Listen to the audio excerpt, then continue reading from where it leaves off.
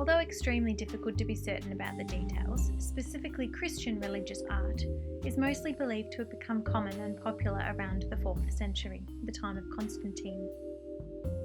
These artworks included mosaics, icons, portable icons, sculptures and catacombs of the followers of Christ, and they displayed biblical narratives such as Adam and Eve, the 3 women visiting the tomb, Moses and the Red Sea, as well as Jesus and his disciples. These artworks were products of their time and history, their culture and religion. They spoke to the people they were made for, and their audience learnt what they were referring to because they engaged in the common vernacular. They had meanings that their audience understood the way that we understand how to read our society's visual language. They also told the stories of the Bible to a people who were generally not literate. It was a way of communicating, of telling stories, of reminding people of their faith, of sharing the stories of their day-to-day faith, and of inviting people to prayer. Icons are often referred to as windows to heaven. Like all things, they can be engaged in with helpful or unhelpful intentions. At their best, they are very specifically designed invitations to prayer and engagement with God.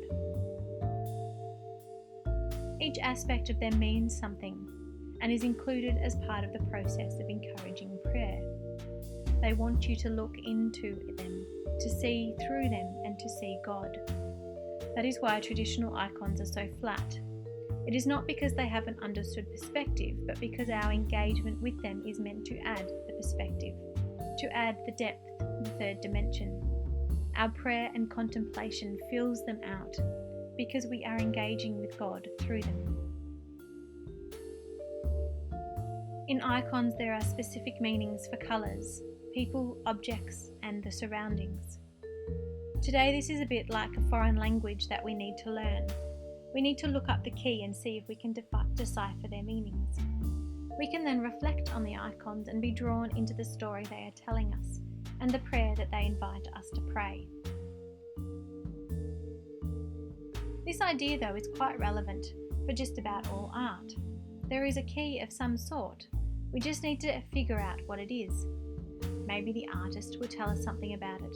Maybe we will understand it as a reference to our own culture or experience. Or maybe we will bring our own interpretive key to it.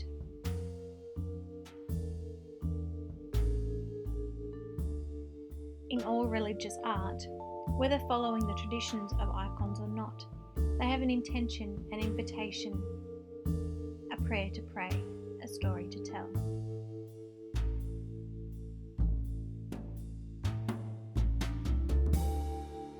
And so in this vein, I encourage you to engage with art as an invitation to prayer, an invitation to spend time with God, to be open and listen to what we might hear, see, or feel during our engagement.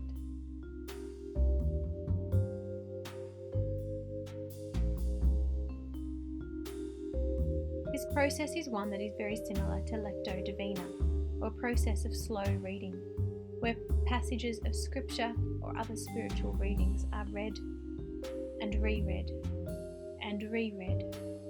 slowly and deliberately. Not to acquire information, but to be engaged with it, to listen and to be listened to be fed.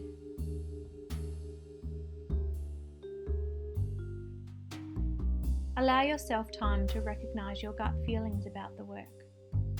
Ask what it is that draws you in, or repels you, or makes you feel indifferent. Consider what this might tell you about yourself or about the artwork. Is there something within you that the work soothes or disrupts? What does the work invite you to think about, to pray about?